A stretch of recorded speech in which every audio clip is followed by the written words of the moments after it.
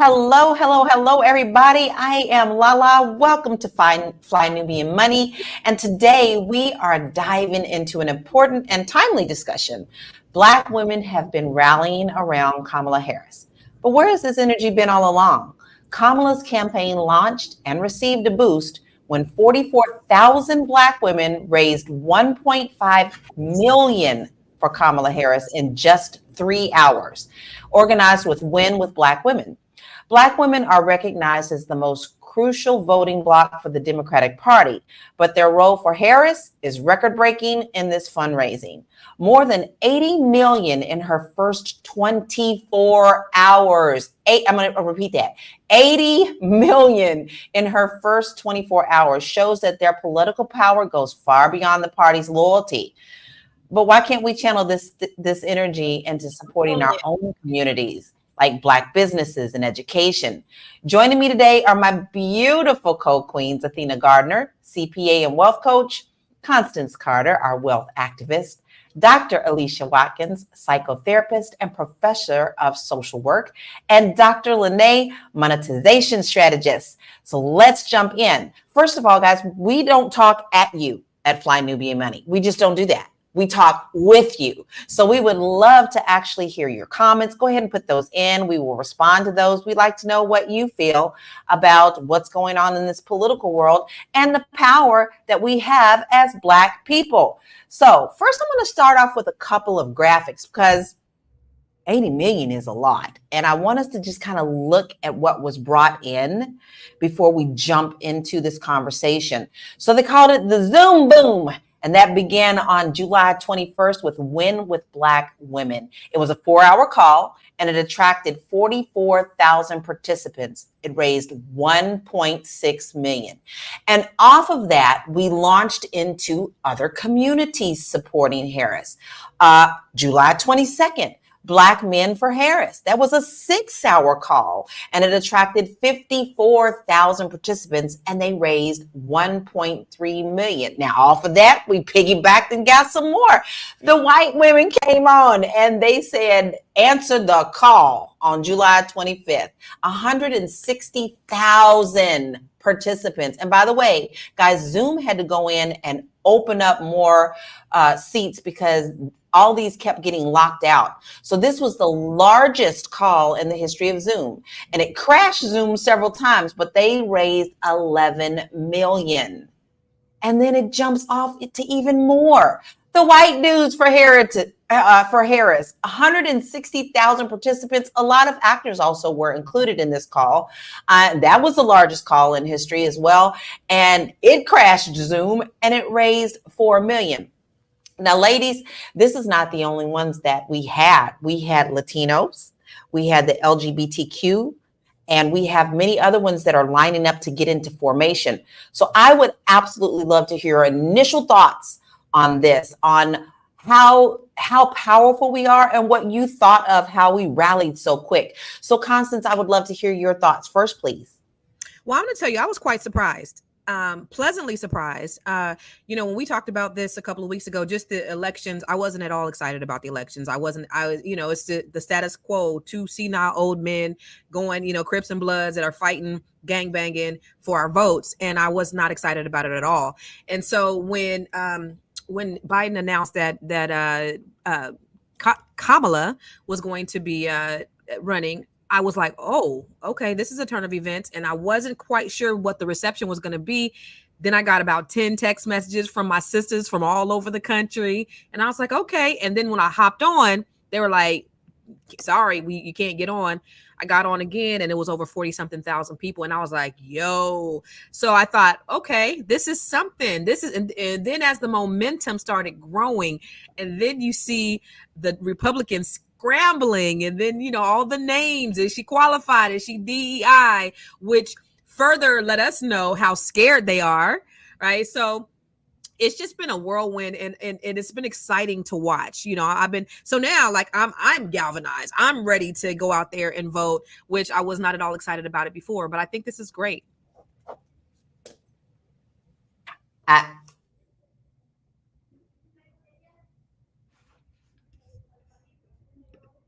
I have to be very honest. When I heard that Biden dropped out, I was very upset and I was really butthurt because I did not like the way that it went down. I kind of felt like he was kind of forced out.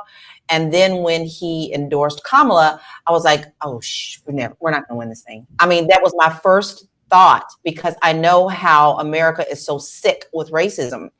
But as the day went on, as the hours went on, I was just super excited about how everybody just jumped in and did what they needed to do. And it gave me a breath of fresh air.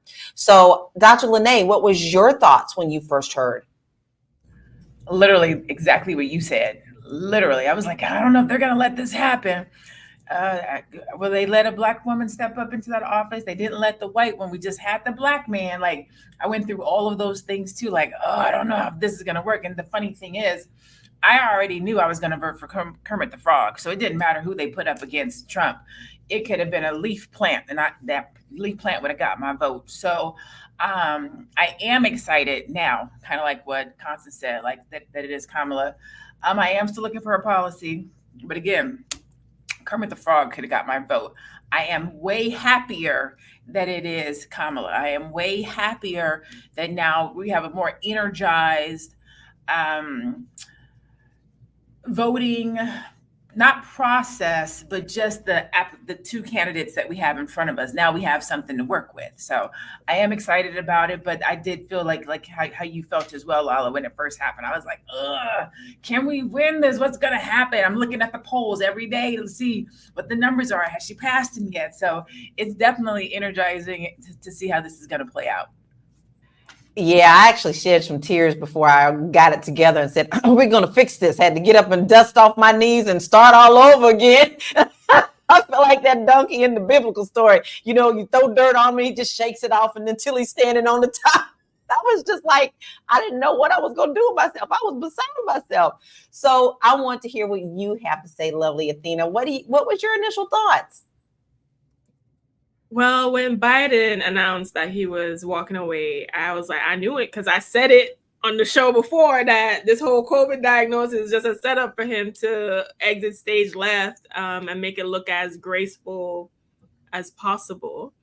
When Kamala was announced or when he endorsed her, I had a moment where I felt like, okay, is she gonna win, right? Is she gonna get the votes? And to be honest with you, even though we have galvanized, as Black women always do, to lead the charge to help embolden her campaign as far as fundraising is concerned, I still have questions on whether or not she will make it, just based off of conversations I've had with different people and even on this platform, even in the comment section, right?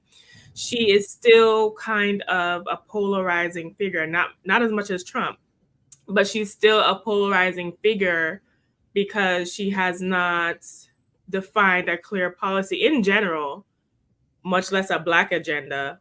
And some of the rollouts, I would say, as far as her campaign is going on, I'm not happy with. However, I have to pick, the choice of lesser two evils. And the policy that has been clearly defined by the other party concerns me greatly as a woman. So we'll see. But I'm happy that she's given an opportunity to represent women, to represent Indians, to represent Black, to represent the melting pot that this country is. Lala, can I just say something real quick? Exquisite. I want to highlight what she said. She said it's just so ignorant to vote for someone because of race and sex and nothing else, literally nothing else. Do you know people are voting for Donald Trump for that very reason? Do y'all know that people are voting for Donald Trump for that very reason? I want you Black people and all of you guys that say that we're only voting for Kamala because she's a Black woman. That's not the reason why. We're voting for her because Donald Trump is drastically underqualified, but people are voting for him because she is Black and she's a woman. So y'all get that out of y'all minds and stop being so damn brainwashed. But go ahead. I call that bonus points. Right. I told you I would have voted for anybody against Trump. So that's bonus points. So don't think I ain't getting information now. Okay. Woo. We're going to be having some hot conversations up in here today. Dr. Alicia, you always give us such a beautiful insight. What were your thoughts? This is really fascinating. I think we were all kind of on the edge of our seat, because we imagined that, and we could see the handwriting on the wall, that Biden did not have the stamina to continue this very gruesome election cycle. And we're all just kind of like, is it even possible? Could this even be? We could have a African-American female who it will be president. Also, she's multi-race, but presents herself as an African-American female. So I think that it sent a very unique statement to the public for all of these groups to come out and say, we support you. We're not only supporting you in our vote, but we're supporting you with the money that we're giving to you. So Black women, Black men, white women, Latinos, LGBTQ group, and even white men, that also made a big statement, because that's saying, okay, I am an ally to you. So the people of color, people who've been on the margins, marginalized groups. And if you think about what Donald Trump is campaigning, he has had a much longer time to talk about what he's in favor of, right? So all of these marginalized groups are being pushed out, and reproductive health, all of these things are being pushed out. And I think this is sort of the like saying, you know what? We have our candidate. We have our candidate that we believe will speak for us, that will help and support policies that we believe in. Now, you make a really good point. Kamala Harris hasn't really come out and had a definitive statement. I'm hoping to hear something really wonderful at the convention, but she's coming out and they're giving support, galvanizing support. And this is a new campaign. I think it started out really strong. This is a very loud statement to meet with all of these different groups. And I am very interested to see what this convention is going to bring. And I think that's where a lot of her policies will come out. I will say that I know we have people who are interested in knowing what those policies are. We had a bit of a change of our plans today on what we were going to discuss. And I think this is a very important thing for us to discuss. So y'all just have to stay tuned, because we do have facts for you about some of her policies.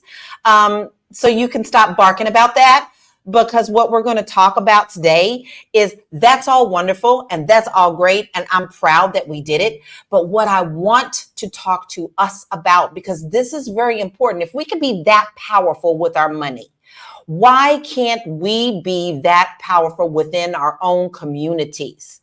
Outside of what we do, we're always supporting other people with shoes and clothes. But what about educating our own people on finances, on land ownership, on stock trade, on Black education? This type of money would make such a huge difference in our communities. So Constance, I'm going to hit you up first on that one, because I know that you're pretty passionate about that. What do we need to do to make or see our communities polarize themselves in this direction, and not just for famous people or politicians? Yeah, I've been touting collective economics for a very, very long time. And if you look at other communities, because there's so much infighting with us. If you look at the comments, you see a lot of Black men against Kamala, and it's actually pretty disheartening. You would rather vote for a white man who will give police immunity for a police officer that kills your kid over a Black woman, and then we have all of this talk about her, whether she's Black or not, which is really, really, really irrelevant. The fact is, Donald Trump is not qualified to be the president of the United States, nor was he 4 years ago, or however long, many years ago. Like somebody said, how is he not qualified if he was president before? He wasn't qualified then, he ain't qualified now, period. And that's the reason why our country is in shambles. Somebody else was actually pulling his strings. But anyway, I digress. When we talk about other communities being insulated from what's going on with the economy, it's because that they practice collective economics. It's because they support one another. And I think that, because they didn't fuck around and gave us the internet, we have access to a lot more things than we did. We can no longer be held back. Only thing that can really hold us back are the things in our mind, but we have so much more knowledge and so much more information. And we just got to keep us, other people, other, financial literacy experts, Dr. Boyce Watkins and the B1 Nation, B1 community, and all of us that are doing the work on the ground, just continue to tout to the people that we know, the people that we have influence over, is that if we want to go fast, go alone. But if we want to go far, we have to go together. We have to support one another. We got to practice working together, spending together, supporting each other, pushing each other out there. But this divisive talk right now, just like we have with Kamala Harris being the almost nominee, somebody pointed out she's not the nominee yet.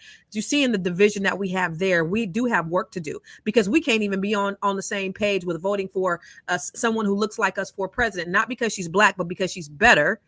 How can we do it within our community? So we got to be intentional, and we got to keep fighting the good fight, because a lot of us have Stockholm syndrome with with white people who don't give a fuck about us. We care more about them than we care about ourselves, and it's unfortunate, this slavery mentality that we have. But I just say we just keep talking that talk, and it'll get to somebody. It'll change one person. Jesus said, I left the 99 and went after the one. Go after that one person, and it might make. I always feel like when we get that one person, we end up getting way more than that, because when that one person gets it, then they trickle down into their family and they go and make someone else get it. So that one is, in fact, many. And I am on board with that. Athena, you deal with money. You're our CPA. I would love to hear where would you start? This is a good question. I'm going to get in my seat and settle down a little bit. Where would you start with our communities to get us on the right track so that we can galvanize together? Do you want that from a policy perspective with government, or people grassroots? No, I'm taking government out, because government ain't going to save us. It is us who's going to save us. And when we get out of that mentality that the government is going to save us, then maybe we will stop infighting over stupid things about you ain't Black enough and you ain't this and you ain't that, and get on the real page. So I'm talking from a perspective as a Black woman in your community. As a Black woman in my community, the first thing I would look at is how I can save myself first and my family first. Start with you and your family unit, and then expand. I would look at what can I do to change my financial situation, because financial power is important as far as your quality of life and also what you'll be able to contribute to your community. It's hard to contribute to your community when you're poor. So the first job is to not be that. I would look at what skills or talents that I have right now, or what is in demand that could, bring economics to me. So right now, if you're in tech, if you any kind of service-based work or industry, starting your own business, leveraging AI to superpower and build a good tech stack and infrastructure to your business would be great. Also looking at what needs or skills that I have that can fulfill others.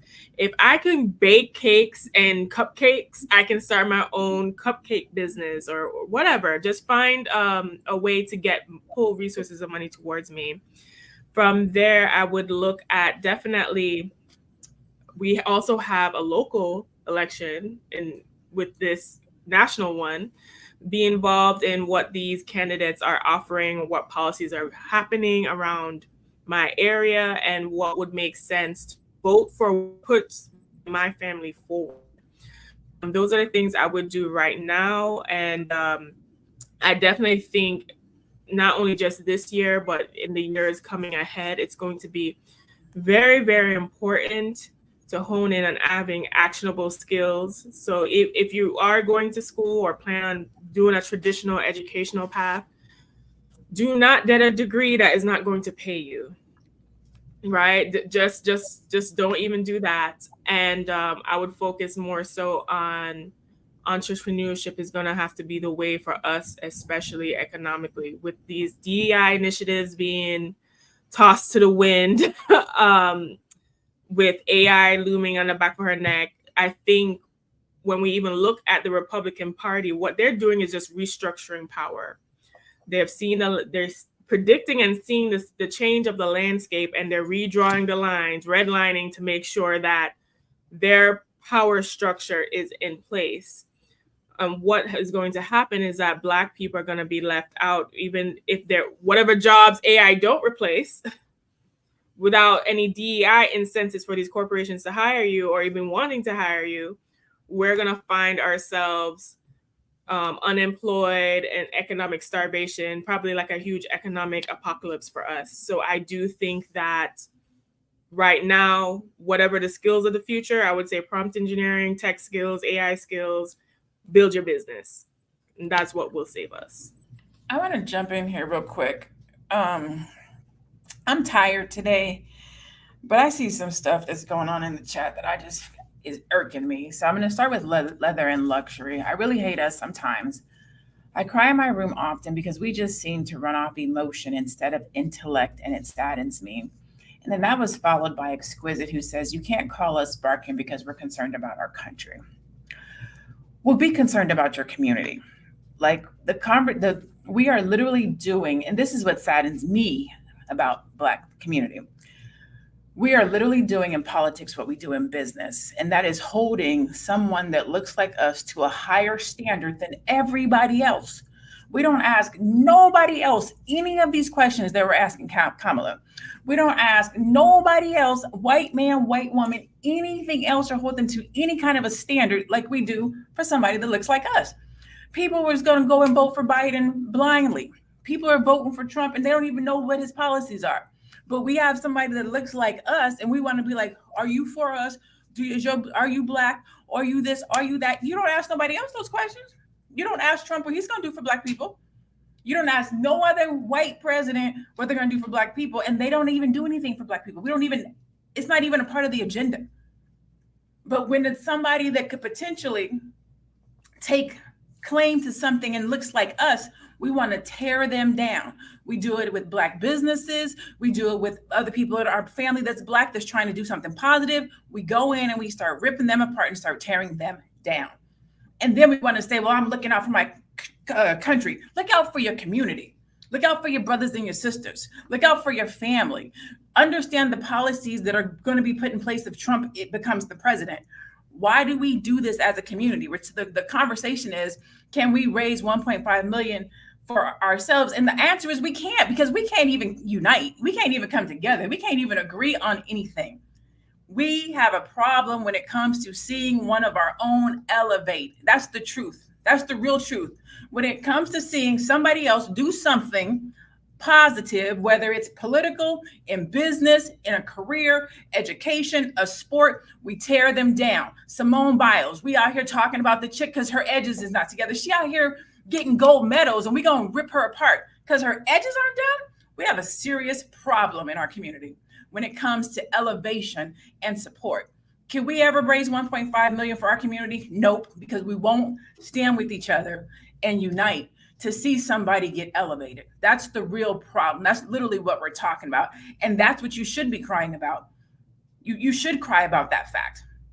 We should be talking about how do we fix that? Because that's sad. I agree wholeheartedly. I call it the crabs in the bucket mentality. When you get a bucket of crabs and they're trying to get out, they clamor over each other and pull the one down who's on top because they're too busy trying to get to the top themselves. Until we get over that mentality, I don't see us improving. And this is why it's so very important for us to start within our own homes and then our own communities to make that change. If you're just now joining us, you are watching Fly Nubian Money. We are here Monday through Friday at 1 p.m. Eastern Standard Time. We discuss very important things in our community. Sometimes we have little fun topics, but today we're talking serious things. If we could raise money for political people and pay other people for fashion and Gucci bags, how is it that we cannot turn around and do something positive in our own neighborhoods? And where do we start with that? If you love our content and you want to make sure that you don't miss any of it, you want to make sure that you text the word Queens, QUEENS, to 87948. And if you just can't catch us, you always can catch us on Spotify. So go to Spotify and download us there, Fly Nubian Money, and then go ahead and give us 5-star rating so that we can be found a little bit easier. That would be greatly appreciated. Now, we are talking about money, so we give you solutions to help you get your money right. So you need to head on over to our website, flynubianmoney.com. We have free financial resources, courses, and more. I said it starts with us. So you need to get your financial house in order so that you can help others get financial and support the things that are important to you. Now, Dr. Alicia, the comment about how, she hates us sometimes. She cries in the room, often because we seem to run off emotion instead of intellect, and it saddens her. What are your thoughts on that? What is the emotion part of this, and how can we deal with that to lessen that? Yeah, I'm not certain that running off of emotion is something particularly ascribed to Black individuals. I don't know what necessarily where that comment came from, perhaps. But I mean, I think all of our decisions, most of our decisions are made off of emotions. And it's not a bad thing. There's something too, if you ever had a hard decision that you needed to make and you tell yourself, you know what, I'm going to sleep on it for a little bit. That is a great thing, because that's where emotion and intellect kind of come together and you have what's called wisdom. So you don't want to ignore emotion, because sometimes your feelings, things in your gut feelings that's kind of squishy, hard to definitely pinpoint. Sometimes those things can give you information. Your body and emotions can give you information that you're not cognitively, objectively seeing. So I think first of all of us run on emotions. And secondly, we have to use it to our advantage. We have to recognize that it's a very important piece there. And yeah, so it's a very important piece. I wanted to make a comment about, I love this crabs in the bucket that Lene was talking about. And it really signals to us how hard we are on each other. And it is I just want to bring up that it's when you're in very oppressive community atmospheres, that oppression and those negative thoughts that you see all the time, negative images that you see about yourself, sometimes gets internalized. And so you just have this internalized oppression that happens that I think we need to consciously kind of take a look at and examine. I see it all the time with couples, because a lot of times in my office, I'll see like a woman and she'll be ascribing to her husband stereotypes of Black men. That's not what's going on here. Like, stop stereotype. Stop with this stereotype about how Black men operate. It's a stereotype. It's not true. Your husband really loves you. He just made a mistake. It doesn't mean that all Black men can't trust no Black man. No, you're carrying out this stereotype, just like with Black women. I see it all the time in my office, and I have to kind of point out how much of this is really what they're doing versus how much of this are you bringing to the situation, because like everybody else, we are susceptible to the negative images that we see about Black men and Black women. And I know you guys talked about that in a lot of different ways, so I really love that part. But that was the point I want to make. Start to really consciously think about some of your automatic thoughts about somebody and really question where that comes from. Yeah, sometimes we got to check ourselves, right? Mm-hmm. I know I've learned that as I've gotten older. Now, you would have told me that at 20, I'd be like, I'm good. But, at 54, I see that a little different. I always try to check myself before I open my mouth, because sometimes you may let your emotions run fast and then you're sorry that you had said something. So Dr. Lene, I know you addressed a lot, but I wanted to ask you, where would you start in your community? How would you start? What are the basics that you would start with to improve our communities?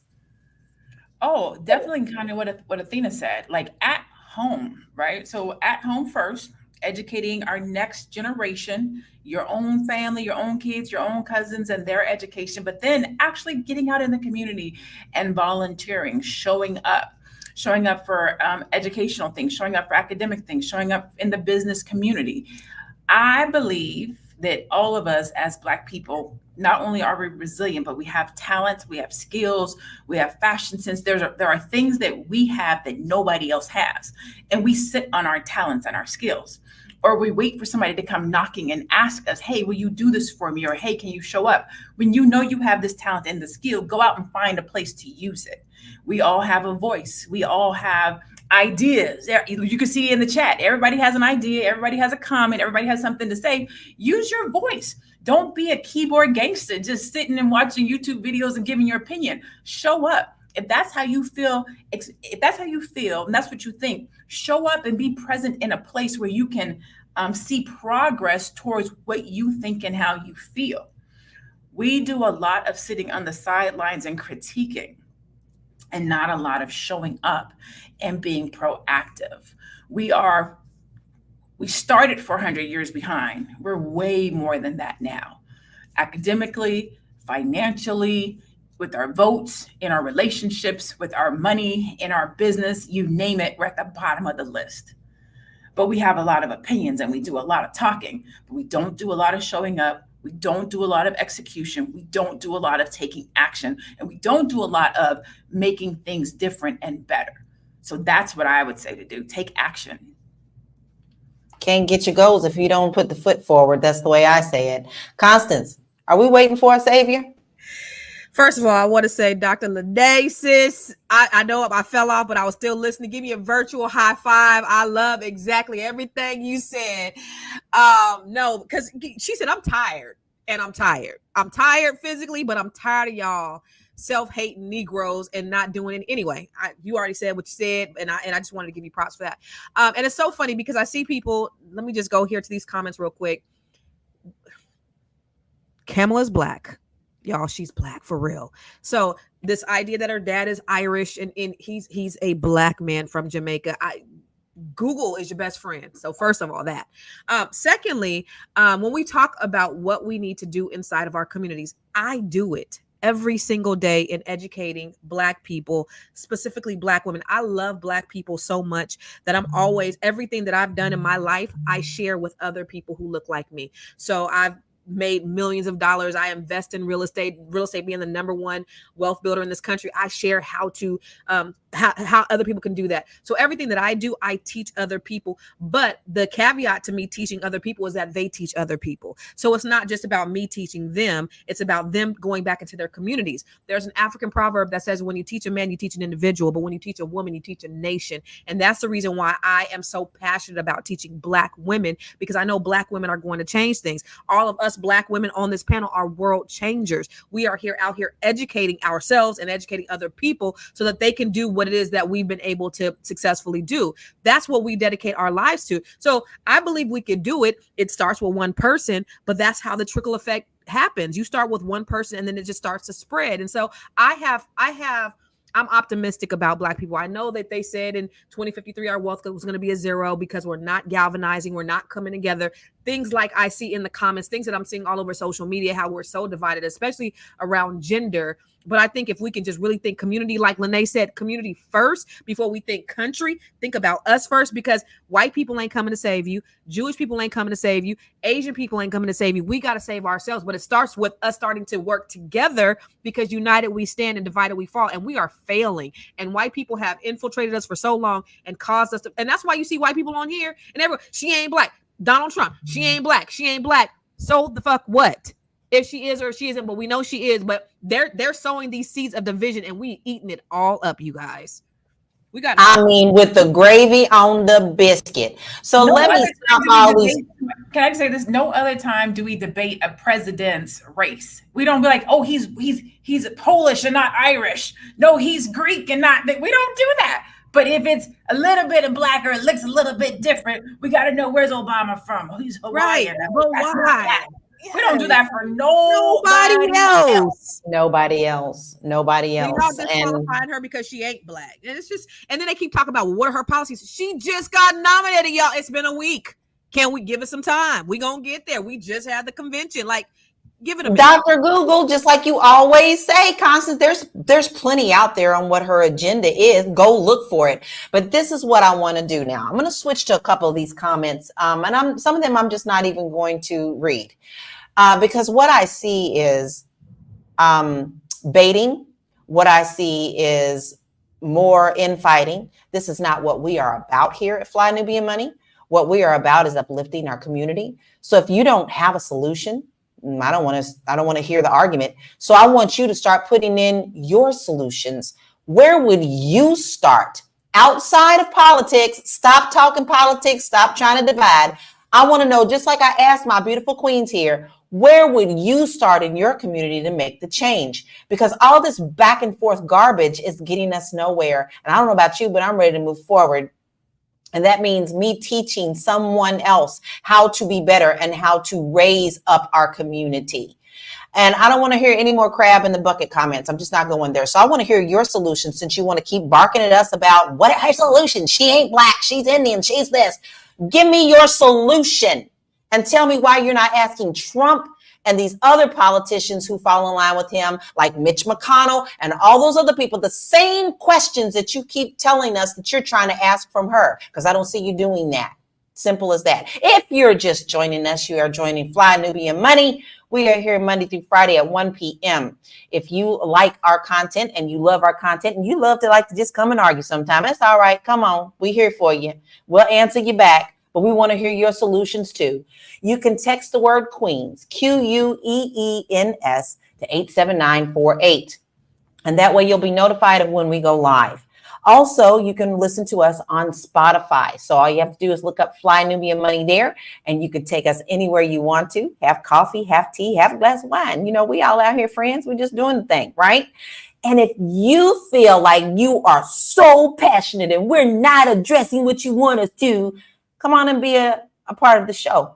If you're interested in coming on and giving some of your comments besides the keyboard, behind the keyboard, all you have to do is email us at info@realvirtual.net. See, you got me tongue tied all up in here. It's info@REELVIRTUAL.net. So we would love to hear what you have to say. So I don't see nobody answering me in the comments. Where you going to start? Dr. Alicia, where would you start? Listen, I want to give a round of applause to all of the Black people who actually do give to the community. I was looking at the title of today's podcast, or what is it, YouTube video, and it says, okay, raising $1.5 million in 3 hours for Kamala Harris. Can we do it for the Black community? And I mean, just that question alone, it seems like it's saying, because you give money to a political candidate, that it somehow takes money away from the Black community. And I am thinking of many instances where Black people have, and we know the economic conditions of Black people, right? And compared to other groups, we have really dug in our pockets and given money to a lot of charitable organizations.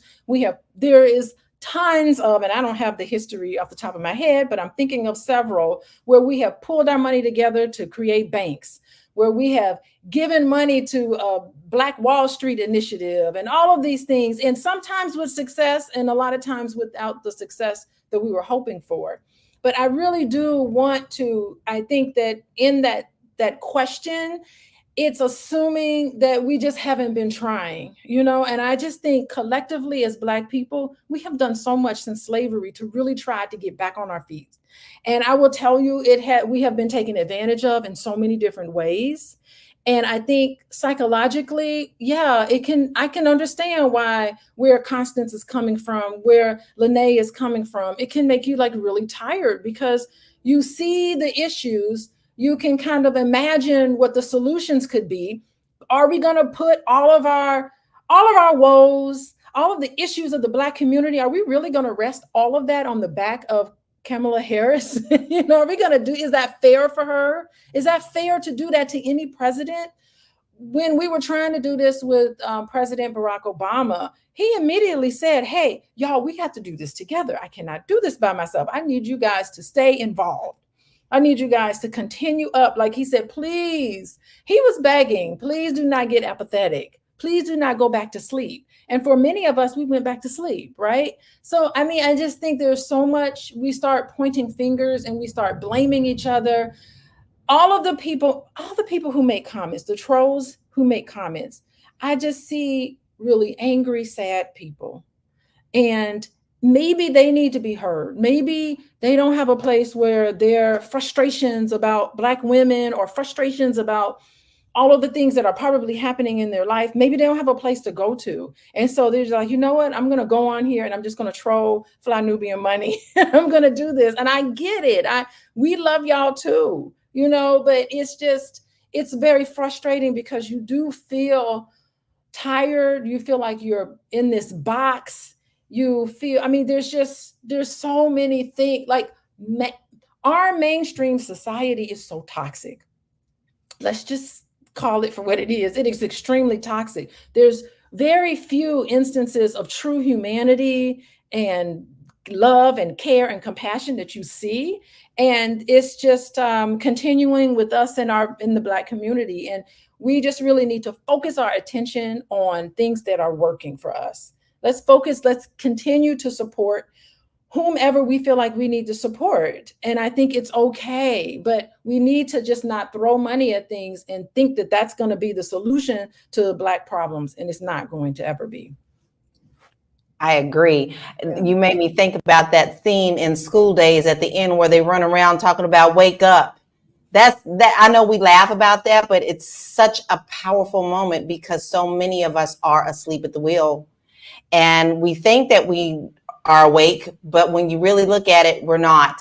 We're a part of the problem and not a part of the solution. And we want to be a part of the solution. I want to address a couple of the comments that we have here since I've asked for some solutions. Non-Swirl Zone said, we need someone with resources and credibility to create a website membership for a Black political bloc with qualified immunity at the top of our agenda. I think that's a good start, but would you be willing to start that? And would you support it, especially if they say that you have to pay for it? Because a lot of the times when people do things like that and you say, give me $5, they don't want to give you $5 for something like that. Also, I love Pretty Richie is always such a wonderful viewer. He comes and supports us every day. He says reparations is key. And a lot of us say that, but do we know what that actually means and how that we can get that? That's where I think a lot of our education needs to come. He also says reparations will level the financial landscape for African Americans, along with educating us on how money really works. Yes. How money really works. McFact, he says he's given us a solution since he always is talking about what is Kamala's policies. His solution is one would start by bankrolling a Black candidate and making sure that Black candidate is going to advocate for Blacks and not other groups, such as immigrants. Well, sir, we're all at some point of immigrants. If you're not a Native American, then we're all some sort of immigrant.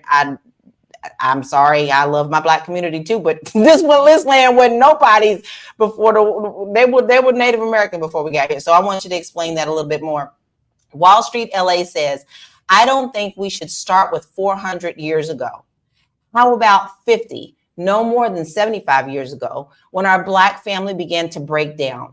For one example, we as a race were the healthiest over others. Dr. Alicia. Wait, what was that? We were healthy over others? We were healthiest over others 50 to 75 years ago. We were, is he talking about the Black family was strong? I would love to hear him for the clarify. Dr. Lene, do you have a feeling? Yeah, it sounds like he's saying holistically 50 to 70 years ago, we were in a healthier position over others. Our families were more secure. We had two parent households. I think that's what that person is saying. And I don't disagree, but we still were behind and we still were on the bottom. So as a unit and as a community, yes, we were healthier, but economically and having rights and powers, we were not. And even when I hear these comments, like, if we're being honest, like for real, a Black candidate for Black people and Black issues is not getting voted in. Like, just like, be honest. Like, why do we say something like that? It's not going to happen. Never, ever, ever. Like, we sound like them damn hillbillies that are voting for Trump. Like, y'all don't even understand basic civics. That's not how this works. I think we all need to go back to Schoolhouse Rock.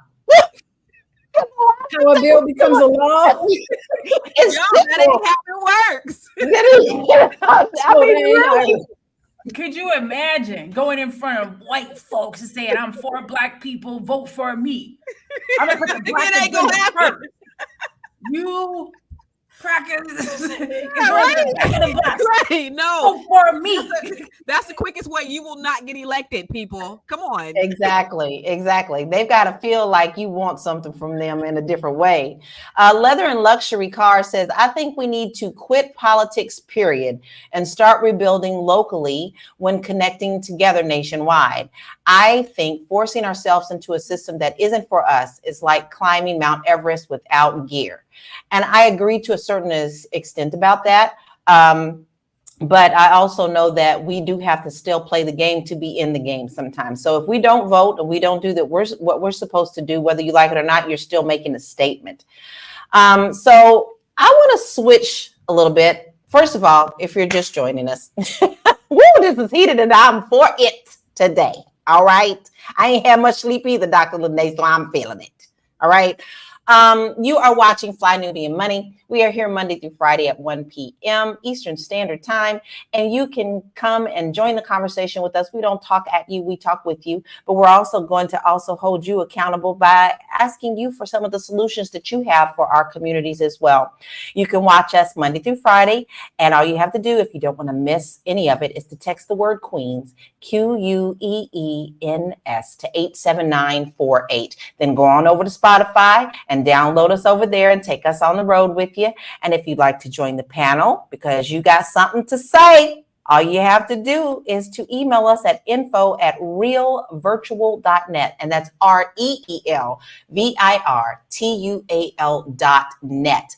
Now, ladies, I am going to switch it over a little bit because we had something pretty big happen last night or yesterday, and it has got all the world in an uproar. Trump came to speak to the National Association of Black Journalists. And I believe it was a little bit of a shit show. And first, I would like to know, those of us on the panel who actually have watched it, I would love to see your hands. So I'm going to start with you, Constance. I want you to please tell us what your initial thoughts were. Did this serve him or did this hurt him? I thought it was a complete comedy show. And for those of you who are still voting for him after you've seen this, like, what the, like, you guys are some, and because you don't think that Kamala has Black people's best interests, y'all are some real self-hating Negroes. That's all I got to say about that, because it was nothing.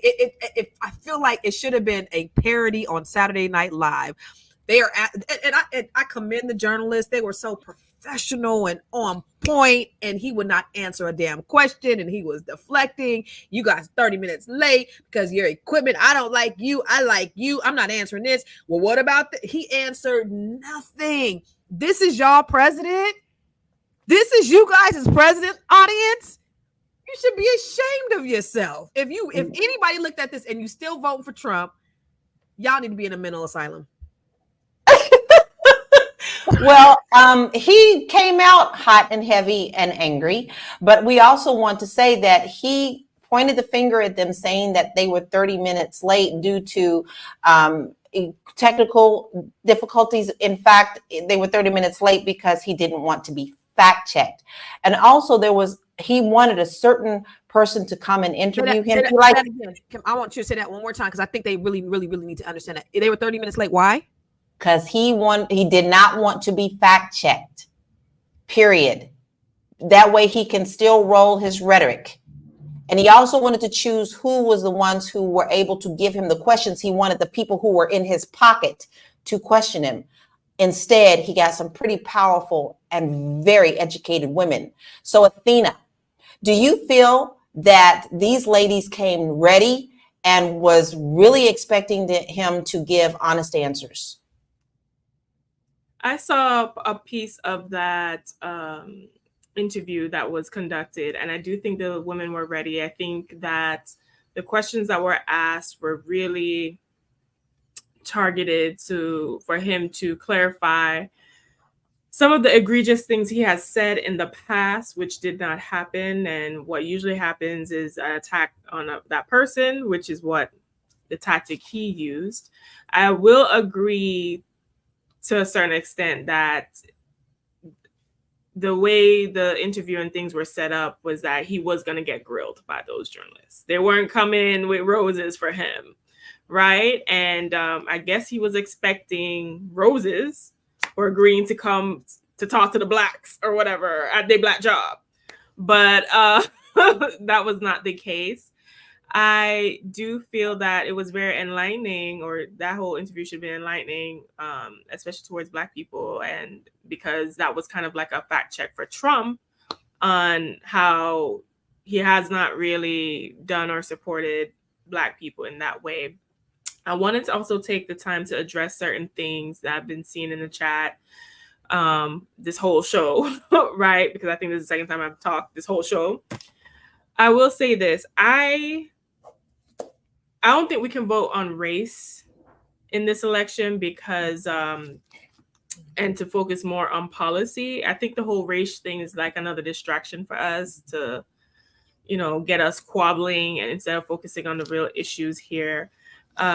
Whether she's Black enough or not or whatever. I mean, I knew they were gonna have issues with her because she's a woman, she's not white, and she's not, it's just what it is, right? I do not, however, like the pandering the Democrats and Kamala has been doing, like that whole Megan Thee Stallion rally thing. Like, we are evolved as Black people. We do not need fried chicken and twerking to convince us to vote. So that was kind of insulting, even though I do love Megan Thee Stallion now. I do love a little Megan Thee Stallion. I want, from a political standpoint, for Black people to be taken seriously. So I didn't like that. But I don't think Trump is better, by no means. Anyway, what I will wish for Kamala to address, so that we can kind of put that to bed, because it's been causing a lot of infighting, especially with Black people. I do want her, when she comes out as an official nominee, because she's still not official yet, to address some of the issues that the Democratic Party has put on our plate the past 4 years, which is funding all these different wars, involving herself in all these different wars. There has been nothing to do for student loan issues facing this country. I don't like some of the immigration practices that have gone on for the past 4 years, even as an immigrant. I don't like the idea of no lack of border control and people being dropped off in cities and things like that. So I think a lot of Black people have issues with that as well. So I would feel as if I'm hoping she addresses this. She addresses some of those issues. I think that hopefully our group will be more receptive to her. I'm quite appalled and shocked at the level of resistance, if I was supposed to like extrapolate what has been happening in the chat to like the grander population. I'm kind of shocked that there's so much pushback against her as a candidate, especially with some of the arguments about her race and her experience. But unfortunately, I said this the other day, and I'm kind of I don't know, Dr. Alicia, maybe I need to call you. I'm tired of like, it just seems like Black people like suffering or dysfunction, and sometimes I have to like unplug from that. But that's all I have to say at this point. I just hope that the Democratic Party will address some of the important issues so people can focus on that versus Kamala's race. I have a feeling that many of us are so up in arms that they wouldn't have the ears to hear right now. That is my major concern about that. You see just a smidgen of what we see in our comments. But my question is, even if she came out right now and answered you personally on her policy, would you have your ears to hear, or would you be ready with your next sentence and accusation against her immediately? And then you need to check yourself and ask why. Dr. Lynette, what did you think of yesterday? And would you have handled that differently? Do you think our journalists handled those questions properly? I actually only watched one segment, which was the first question. That was only, I just don't have the stomach to watch. What did it say? Play silly games, win silly prizes. I don't need no more silly prizes, so I don't play silly games. So I only watched the first piece, and I already knew it was going to be trash. I do feel that the first question was appropriate. If you're asking for my vote and you've said these things, I want to know why. So I do feel that it was appropriate. But I also feel that Donald Trump is disrespectful across the board. White journalists, Black journalists, Mexican, doesn't matter. He is consistent in being disrespectful and disgusting. So I feel like they got what they asked for. I don't think that they needed to do that interview. I don't think that it was necessary to have him there. But when you bring a candidate of that nature, who has that rhetoric, who speaks like that and acts like that, why wouldn't you think he would bring that same energy to your organization and your event? So I'm not blaming either party. I think that each party got what they asked for. If they wanted to go virtual or viral and get some attention, they did it. They got him there. It went viral. They got the attention. You get what you get. Just in case this is my last time speaking, I'm looking at the time. This is what I will say at my final comment for the day is that as you're asking about Kamala's policy, do your research on Trump's policy. In the comments, it keeps saying, you can't give us any policy on Kamala. You can't give us any policy on Kamala. Well, we can give you some policy on Trump. If you want that, can you give me some policy on Trump? Can you go through the different things that he's going to do to harm Black people? You're so worried about what Kamala's policy is. Look at what Trump's policy is to set you back, to take away your rights, to harm your children. Like, look at that as well as him wanting to hear Kamala's policy. So I'm going to end with that. I am Dr. Lene Javette, monetization business coach and strategist. You can find me at I am Dr. Lene Javette on all social media platforms. And thank you for having me here today. We love you. Thank you. My mama always taught me if it looked like a duck and it quack like a duck, is a duck. Ladies, we really have had a really good show. I know a lot of people were here just because of the topic, and a lot of times we get a little emotional and upset about things. This is our country. I do love the passion for our country, but I want it to be in the right direction. So let's go ahead and wind this down. I'm going to start with you, Dr. Alicia. Can you please tell us your final thoughts on our communities, as well as any thoughts that you had on Trump joining yesterday and where we can find you? Okay, Donald Trump.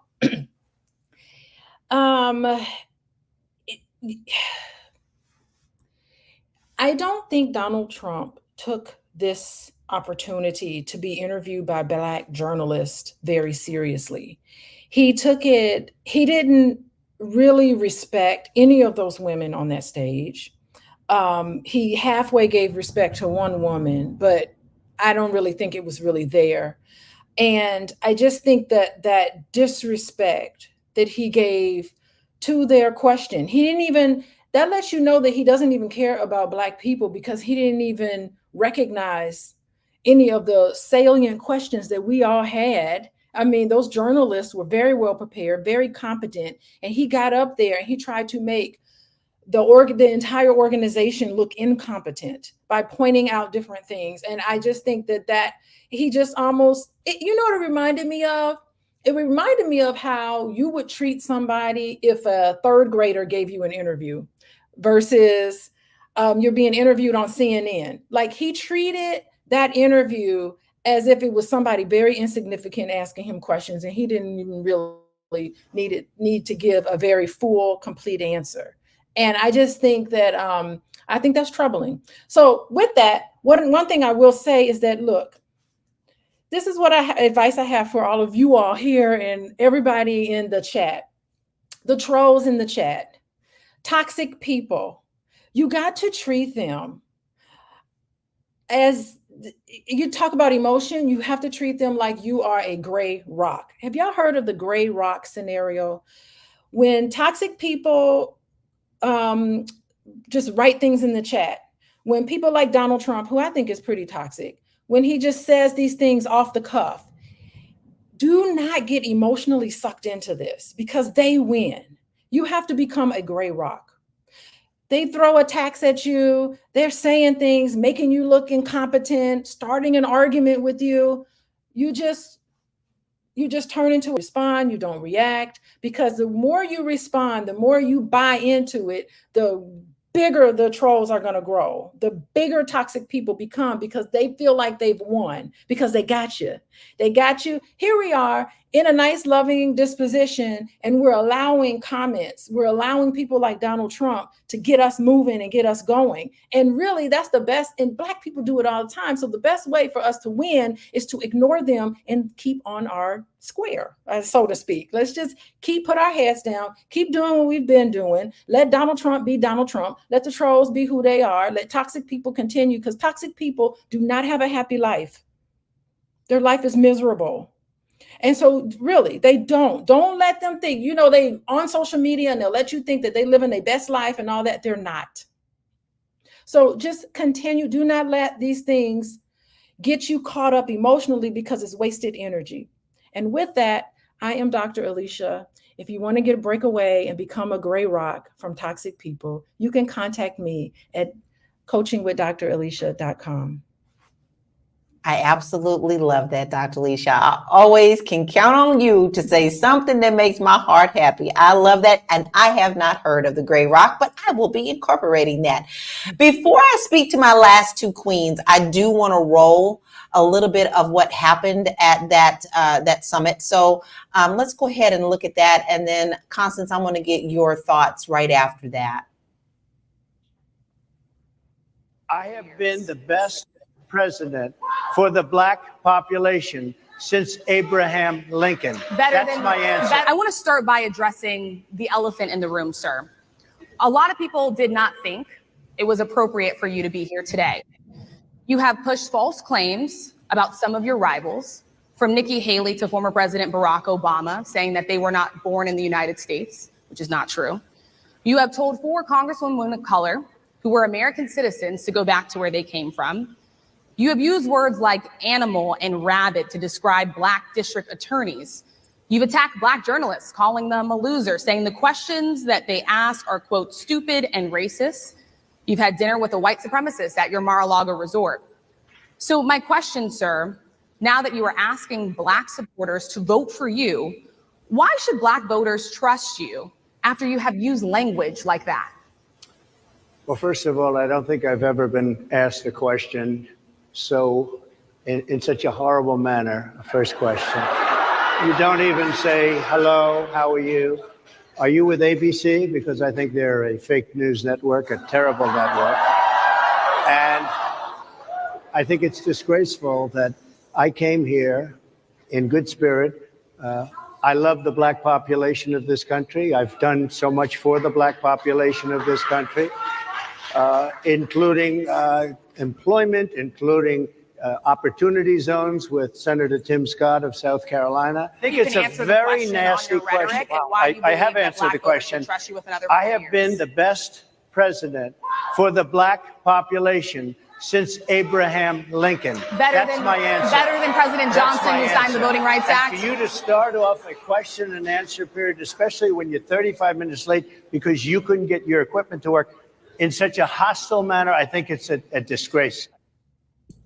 Let me say Central Park 5. Let me just say Central Park 5. Central Park 5. Central Park 5. If you don't know, you better look it up. Constance. I don't even know how y'all even excuse, because they've even excused it. Did you guys see the whole thing? Let me just tell you 9 traits of narcissistic personality disorder: sense of self-importance, preoccupation with power, entitled, can only be around people who are important or special. They're interpersonally exploitive for their own gain, arrogant, they lack empathy, they must be admired, and they're envious of others, and they believe that they are superior. He is a classic narcissist. We just listened to a classic narcissist.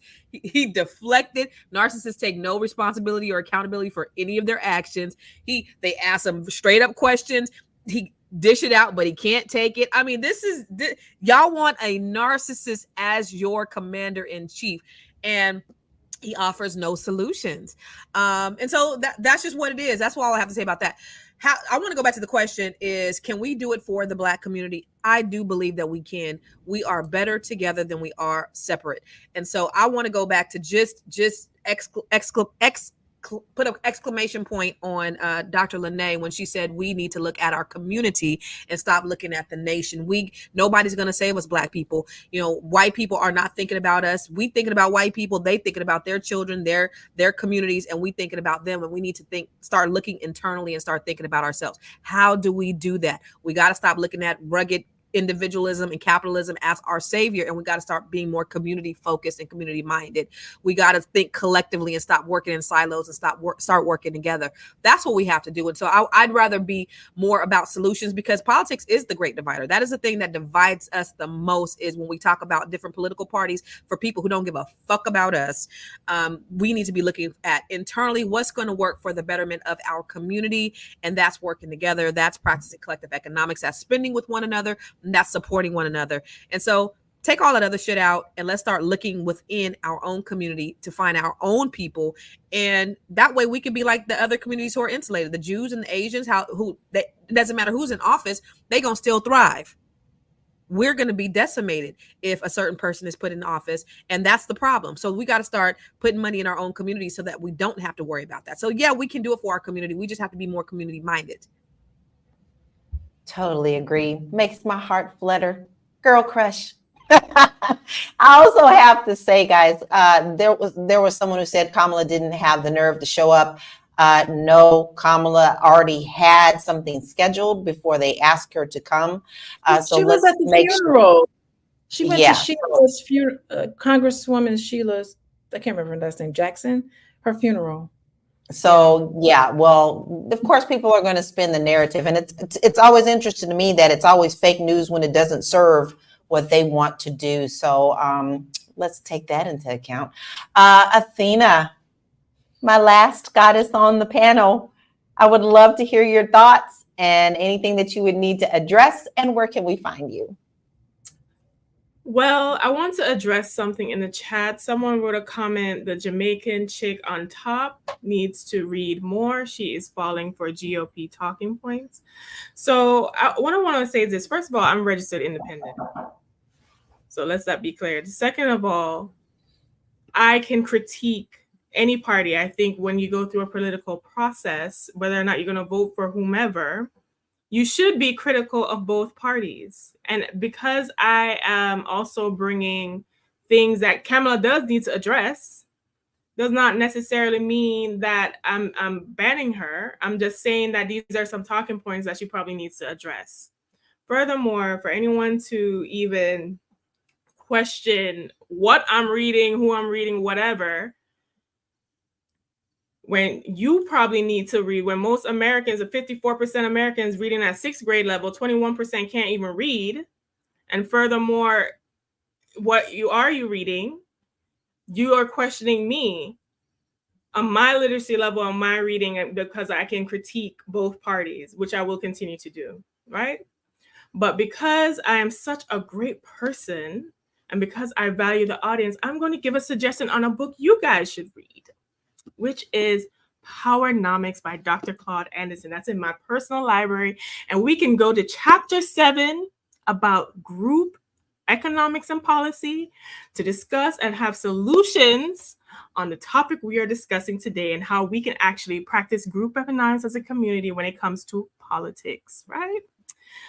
Anyways, my name is Athena Gardner. I'm a CPA and wealth coach. If you want to focus on increasing your bank account and decreasing your stress, you can find me at wewealthwomen.com, at wewealthwomen on all social media platforms, and listen to my podcast, the We Wealth Women podcast, on Apple, Spotify, and iHeart. Thank you, Athena. I love your comments. And hey, I have not read that, my queen, and I am going to do that. Listen, other people's opinions are not your reality. Okay. So a lot of the times we need to get out of our own feelings. And my final thoughts for the day is, don't let other people divide us. We need to make sure that we take care of our own communities before we worry about what other people are going to do. Because if you're waiting for that savior to ride in on that white horse, they're never going to come. You have to be the savior for yourself and your community. You can't just wait for someone else to do it for you, because you'll die waiting. Okay. That's simple as that. So any divisiveness that is going on, just shake it off. gonna brush your shoulder off and move on and give a solution and be the solution. My motto is to be the light. I try to do that every single day in my life. And I hope that my light helps brighten someone else's in the middle of the day. That's what life is about. Yes, we could disagree on politics. Yes, we could disagree on religion. Yes, we can disagree. But at the end of the day, we're all still human, and humanity is what we have to strive for, helping one another. You can find me at bit.ly/Laura Key Info. I have some great free resources there for you about home ownership, as well as getting outside of the box of America. If you're interested in seeing the world and growing and actually saving a lot of money outside of the United States, I specialize in Portugal properties as well. So I look forward to having that conversation with you. Ladies, I want to say thank you for joining me today. We had a really good conversation. If you just now joining us, baby, you missed it. You're going to have to go back and watch it because it was hot and heavy today. So go back, watch the replay, make sure you subscribe to us.